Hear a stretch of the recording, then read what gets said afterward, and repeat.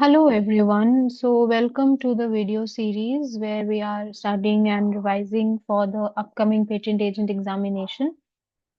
In this video, we'll be studying about the processing of application when it is filed. तो initial processing में क्या होता है कि जब किसी पेटेंट ऑफिस के पास एप्लीकेशन पहुंचती है, तो वो पेटेंट ऑफिस उसको एक डेट और एक सीरियल नंबर देता है उस पर्टिकुलर एप्लीकेशन को।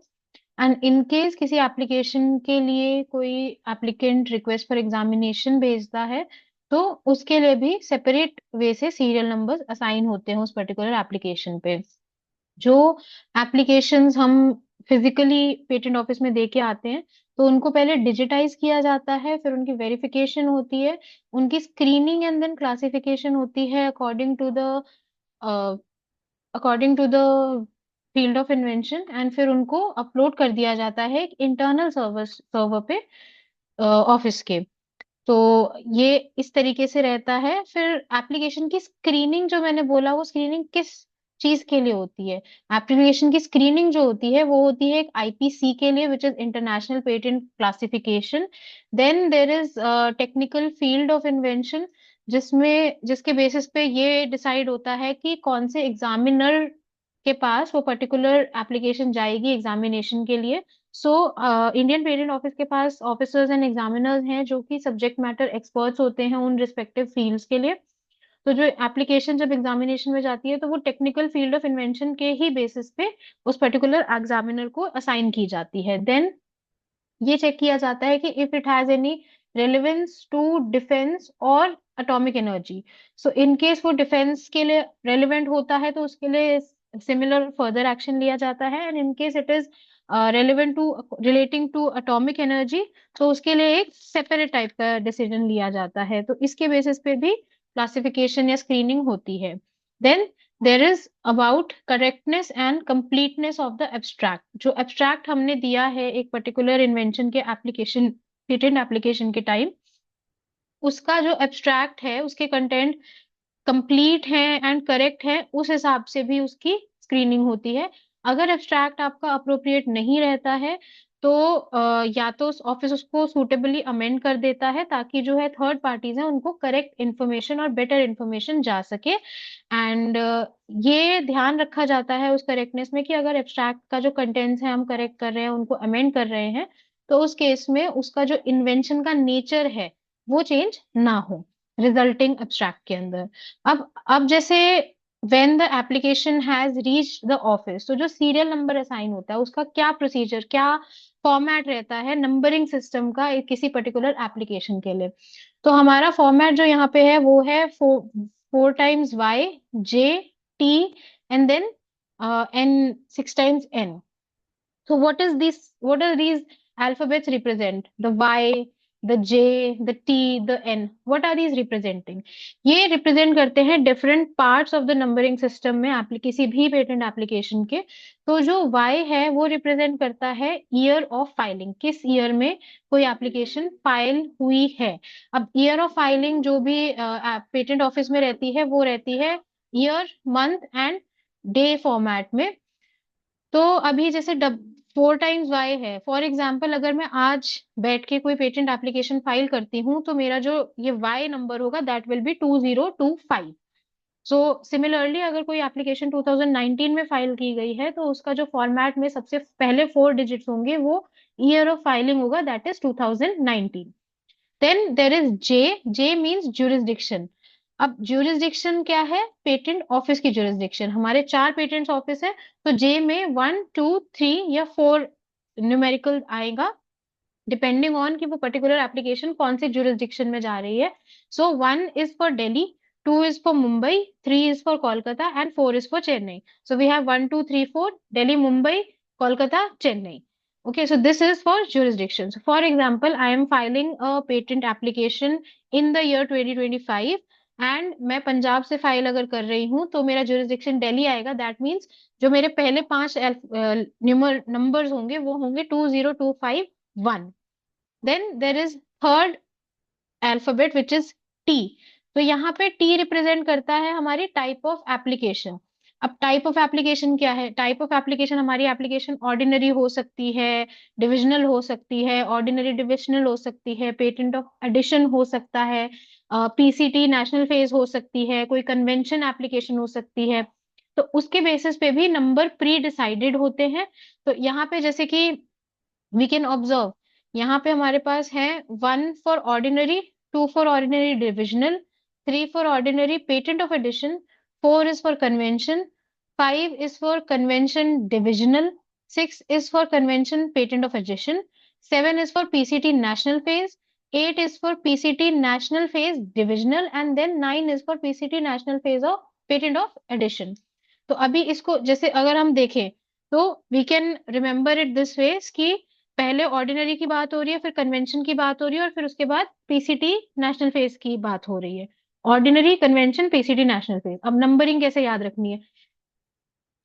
पहला ऑर्डिनरी है, ठीक है।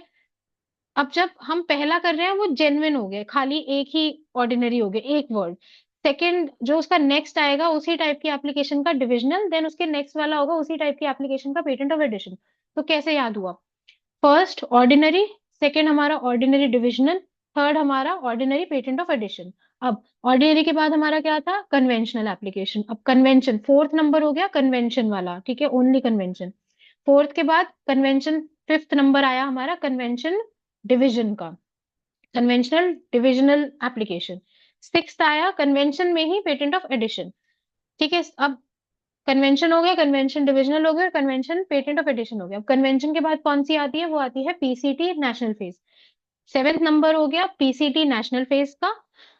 एट्थ नंबर हो गया पीसीटी नेशनल फेज डिविजनल का। देन नेक्स्ट जो नेक्स्ट नंबर होगा वो हमारा हो गया PCT national phase patent of addition. तो हमने कैसे याद कर लिया? पहले हम ऑर्डिनरी ऑर्डिनरी की बात करेंगे, फिर हम कन्वेंशन की बात करेंगे, फिर हम पीसीटी की बात, पीसीटी नेशनल फेज की बात करेंगे।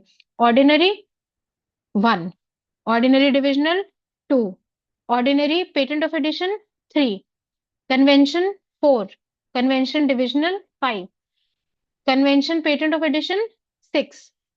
अब 6 के बाद पीसीटी की बारी, पीसीटी नेशनल फेज 7, फिर PCT national phase divisional 8, PCT national phase patent of addition 9। तो ये हमारा पूरा प्रोसीड वो हो गया, नंबरिंग हो गई for the type of application. और जो ये फाइनली जो अल्फाबेट्स एन से रिप्रेजेंटेड है, ये हमारा जो normal continuous series of numbers होते हैं वो रिप्रेजेंट करता है, जो कि कॉमन कंटिन्यूअस रनिंग सीरीज होती है। It starts with 1 2 3 4 so and so. तो वो 0 0 0 0 0 5 टाइम 0 देन 1 होगा जो for the first application. Similarly ऐसे ही इस तरीके से जाएगा। अब यहाँ पे एक यूज केस बताया हुआ है। फॉर एग्जाम्पल अभी I will open a word document जहाँ पे आई विल शो कि हाउ द नंबरिंग अकर्स। अब इसके केस में क्या है, कैसे करेंगे हम? जैसे ये बोल रहा है कि एक एप्लीकेशन, एक ऑर्डिनरी एप्लीकेशन फाइल की है दिल्ली के अंदर 2019 में। तो इसको हम डिसाइफर करते हैं कि किस तरीके से इसका नंबरिंग होगी। उप्स, what happened?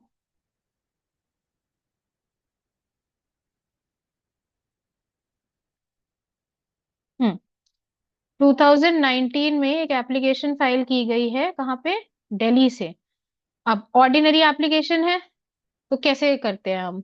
हमें पता है कि फॉर्मेट है Y Y Y, okay wait, format is year, then we have what, we have jurisdiction, then we have type of application, and then we have the serial number 1 2 3 4 6, ठीक है, 6 digit. अब 2019 में file हुई तो हमारा पहला जो एप्लीकेशन नंबर का होगा वो होगा 2019। अब ज्यूरिसडिक्शन क्या है? हमारी दिल्ली पे फाइल हुई है तो वहां पे हमारा आ जाएगा 1, ठीक है। नेक्स्ट हमारी जो एप्लीकेशन है वो बोल रहा है कि ऑर्डिनरी एप्लीकेशन है, तो type of application ordinary, ordinary के अकॉर्डिंग क्या हो गया? नंबर 1। तो वहां पे अगेन नंबर 1 आ गया। अब इसके बाद हमारा सीरियल नंबर चलेगा। Now let's say it was 354th application, तो यहाँ पे नेक्स्ट 3 जो आएंगे वो जीरोस आएंगे, फिर 354। So this will make up the application number of the particular patent application that you have file. Similarly let's say कि हम लोगों ने फाइल की है ordinary divisional application from Mumbai. ठीक है, मैं यहाँ पे लिख देती हूँ, ऑर्डिनरी डिविजनल है फ्रॉम मुंबई। सो इसके लिए भी हमें फॉर्मेट देखना होगा। ऑर्डिनरी डिविजनल है फ्रॉम मुंबई और हमने फाइल की है लेट्स से 2021 में। Ordinary divisional application filed in the jurisdiction of Mumbai in the year 2021। तो हमारा एप्लीकेशन नंबर उसका क्या होगा? एप्लीकेशन नंबर होगा 2021। ठीक है, ये हो गया ईयर। अब ज्यूरिसडिक्शन मुंबई, ज्यूरिसडिक्शन के अकॉर्डिंग जो नंबरिंग सिस्टम है वो हमारा कैसे जाता है? दिल्ली, मुंबई, कोलकाता एंड चेन्नई। 1 2 3 4, दिल्ली, मुंबई, कोलकाता, चेन्नई। तो मुंबई हमारा कौन से नंबर पे आ रहा है? 2, तो हमारा नेक्स्ट नंबर जो होगा वो होगा 2। अब इसके बाद हमारा टाइप ऑफ एप्लीकेशन क्या है? ऑर्डिनरी डिविजनल एप्लीकेशन है। ऑर्डिनरी डिविजनल एप्लीकेशन का क्या था हमारा? फर्स्ट थी ऑर्डिनरी, सेकंड थी ऑर्डिनरी डिविजनल। तो सेकंड ऑर्डिनरी डिविजनल के लिए मैं यहाँ पे 2 लिख दूंगी। Then the simple number 000, whatever the number is, let's say it's 567, so this will be my application number for this particular application. So this is how the the numbering system works for a particular application that has been filed in patent office as per the jurisdiction and as per, तो similarly वही numbering के according चला जाएगा। अब इसी case में अगर इन्होंने मेंशन किया है, लेट्स से इन्होंने कन्वेंशन एप्लीकेशन की बात की है, ठीक है, सेकेंड एप्लीकेशन है, चलो इसका भी एक यूज केस देख लेते हैं। सेकेंड एप्लीकेशन ये कह रहा है, एप्लीकेशन फाइल हुई है 2019 में। ठीक है, 2019 में फाइल हुई है और ये एक है आपकी कन्वेंशन एप्लीकेशन। ठीक है, कन्वेंशन एप्लीकेशन हो गई और वो मुंबई के जुरिसडिक्शन में फाइल हुई है। तो इसका क्या नंबर होगा? अब इसके लिए हमें पता है वाई वाई वाई फॉर्मेट सबसे पहला होगा 2019, फिर उसके बाद हमारा आएगा जुरिसडिक्शन। जुरिसडिक्शन के अकॉर्डिंग मुंबई है सेकंड नंबर पे, तो हमारा आ गया 2। अब ये कह रहा है कन्वेंशन एप्लीकेशन। अब कन्वेंशन एप्लीकेशन हमने कैसे याद किया है? 1 फॉर ऑर्डिनरी, 2 फॉर ऑर्डिनरी का डिविजनल, 3 के लिए ऑर्डिनरी का patent of addition, fourth number पे आ गया कन्वेंशन। तो हम हर एक टाइप के इन्वेंशन का पहले वो नॉर्मल नेम, उसका divisional name, patent of addition, इसी वे से 1 2 3 4 5 6 7 8 9 आप कर लेंगे। तो और क्या वो रहेगा? Ordinary, convention, PCT, national face. ठीक है, तो अभी कन्वेंशन एप्लीकेशन का नंबर हमारा आ रहा है 4। तो यहाँ पे हमारा टाइप ऑफ एप्लीकेशन के लिए 4 आ गया। देन अगेन नंबरिंग सिस्टम के अकॉर्डिंग जो नेचुरल नंबर है लेट्स से 5 था, तो ये हमारा 5 हो गया। एग्जाम्पल में इन्होंने सेकेंड एप्लीकेशन दिया हुआ है तो यहाँ पे नंबर 2 आ जाएगा। ठीक है, ऐसे ही we can do multiple use cases इस केस में भी। तो इसी तरीके से हमारे नंबरिंग सिस्टम डिसाइड रहता है। अब ये हमने बात की नंबरिंग सिस्टम फॉर एप्लीकेशन, जो न्यू एप्लीकेशन अपने फाइल की है। नंबरिंग सिस्टम स्लाइटली डिफरेंट होता है for when we file the request for examination for a application that has been published by the Indian Patent Office। उसका क्या वो रहता है, उसका फॉर्मेट रहेगा, उसके केस में हमारा फॉर्मेट रहता है। अब जैसे हमारा वाई वाई, यहाँ पे हमारा Y Y Y J T फिर सीरियल नंबर आया था, इस केस में हमारा उस पर्टिकुलर चीज के आगे आर लग जाता है। R means we are requesting a examination. R is for requesting the examination. Then we have 4 Ys, which is again the year. Then we have the J for jurisdiction. It will be following the same format: 1 for Delhi, 2 for Mumbai, 3 for Kolkata, 4 for Chennai. And then we have the number. तो अभी इस case में what we see the differences कि हम application में type of application T के format में jurisdiction के बाद टाइप ऑफ एप्लीकेशन का नंबर जाता है, बट अगर हम रिक्वेस्ट फॉर एग्जामिनेशन की बात करें तो उस केस में सिर्फ और सिर्फ आर, देन ईयर, फिर उसका आपका जुरिसडिक्शन आएगा, फिर आप उसका उसका year of filing, sorry serial number आ जाएगा। ठीक है, तो यहाँ पे वाई वाई वाई जो है वो रिप्रेजेंट कर रहे हैं ईयर ऑफ फाइलिंग, जे से हमारी जुरिसडिक्शन है जहां पे भी आपका रिक्वेस्ट फॉर एग्जामिनेशन फाइल हुआ है, और जो एंड्स हैं वो सारे आपके सीरियल नंबर रिप्रेजेंट करते हैं। ठीक है, ये हमारा हो गया the format, numbering format for request for examination. अभी अगला अगर हम बात करें, we know that we can also go for expedited examination का request at the Indian patent office, जिसमें जल्दी हो जाता है। तो उसका फॉर्मेट के लिए you just replace the same format with the letter E instead of Y. तो E instead of R, we with the letter E, आपका वाई वाई वाई आ गया, जे आ गया, and then the numeral system as पर the continuous serial number that is being carry on as per the filing cycle। ठीक है, सो ये हो गया हमारा numbering format for all the application. Application हो गया, रिक्वेस्ट फॉर एग्जामिनेशन का हो गया, and even expedited examination request का हो गया। ठीक है, then moving on to the scrutiny of application. अब एप्लीकेशन की स्क्रूटिनी कैसे होती है, या एग्जामिनेशन अगर हम लेमैन्स टर्म में बोले तो वो कैसा होगा। एप्लीकेशन जो किसी पर्टिकुलर अप्रोप्रिएट जुरिस्डिक्शन के ऑफिस में अगर फाइल की है, सबसे पहला तो स्क्रूटिनाइजेशन यही होता है कि आपने करेक्ट जुरिस्डिक्शन फाइल की है। और वो किसके बेसिस पे होता है, we have already studied this in our previous videos.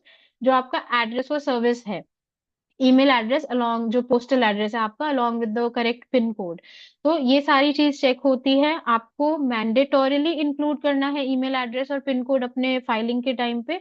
And अगर वो एड्रेस कंप्लीट नहीं होता है तो जो ऑफिस है वो आपको आपकी एप्लीकेशन रिटर्न कर देती है on the registered email ID, and आपको इन्फॉर्म किया जाता है रिगार्डिंग द डिस्क्रिपेंसी, एंड वो चीज आप करेक्ट कर सकते हो। देन सेकेंड थिंग जो है, ऑफिस चेक करेगा कि आपने प्रूफ ऑफ राइट फाइल किया है एप्लीकेशन में या नहीं किया है। अगर प्रूफ ऑफ राइट आपने एप्लीकेशन के साथ नहीं फाइल किया है, देन आपको एक 6 मंथ्स की विंडो मिलती है from the date of filing of application. You have to file the proof of right within a period of 6 months from the date of filing of that particular application. Then उसके बाद next चीज जो आपका patent office check करेगा, वो करेगा कि application के साथ जो भी दूसरे डॉक्यूमेंट्स थे जो रिक्वायर्ड थे, वो प्रिस्क्राइब्ड फॉर्मेट में फाइल किए गए हैं। चाहे वो कोई प्रिस्क्राइब्ड फॉर्म था, चाहे वो कोई रिक्वेस्ट थी, पिटिशन था, असाइनमेंट डीड्स थी, या ट्रांसलेशन था, anything that is required which has to be filed along with the application, वो सारी चीजें चेक होती हैं। फर्दर अगर आपका जो फिजिकल फाइलिंग है, तो उस केस में size of paper, spacing of paper, signing off paper is everything is checked। Then we also have the proper formatting of abstract drawing claims in case of a complete specification। वो सारी चीजें जो है आपका patent office check करेगा। And one of the important things is that it also checks that कि जो form 26 है, वो पीओए का जो फॉर्म होता है, पावर ऑफ अटॉर्नी वाला जो फॉर्म होता है, वो फाइल किया गया है कि नहीं है। अब authorization of an agent in form 26, and अगर फाइल किया गया तो क्या वो साथ में ही फाइल किया हुआ है, या it can also be filed within 3 months from the date of filing. It depends on you। Then it also checks if you have filed Form 5 as well। Form 5 is the declaration of inventorship in case it is required for the type of application that you are making। Then it also checks कि अगर आपने कोई एप्लीके invention है उसको किसी और person को assign किया हुआ है, वो फॉर्म 6 के according, which we have previously discussed also. तो इन केस राइट असाइंड है from an individual to a legal entity, तो जो लीगल एंटिटी है वो जो बैलेंस फीस होगी, which is the difference between the fees that was paid by the individual and जो required fees है to be paid by the legal entity, उनके बीच का जो डिफरेंस है that will be paid by the legal entity. So we have to make sure कि जब हम एप्लीकेशन फाइल कर रहे हैं तो एक तो हमारे सारे डॉक्यूमेंट्स करेक्ट हों, ठीक है, सारे डॉक्यूमेंट्स पूरे हों, प्रिस्क्राइब्ड फॉर्मेट में हो, एंड जो फीस है that is duly paid. And in case there is a transfer of any of the invention का application to another person, it has been assigned, तो उसके लिए फॉर्म 6 फाइल करना जरूरी है। एंड उसके साथ साथ जो बैलेंस फी है वो सेकेंड पार्टी आपको पेटेंट ऑफिस को पे करना रहेगा। ठीक है, so this is it for this video. Next video में will be discussing about the secrecy directions जो कई बार इन्फोर्स की जाती है in in view of certain patent application, and उनके क्या क्या कॉन्सिक्वेंसेज रहते हैं, कैसे कैसे फंक्शन करता है सीक्रेसी डायरेक्शन, वो वाली चीज will discuss as per this patent manual. So for now this is it for the video. Hope it helps. Thank you so much.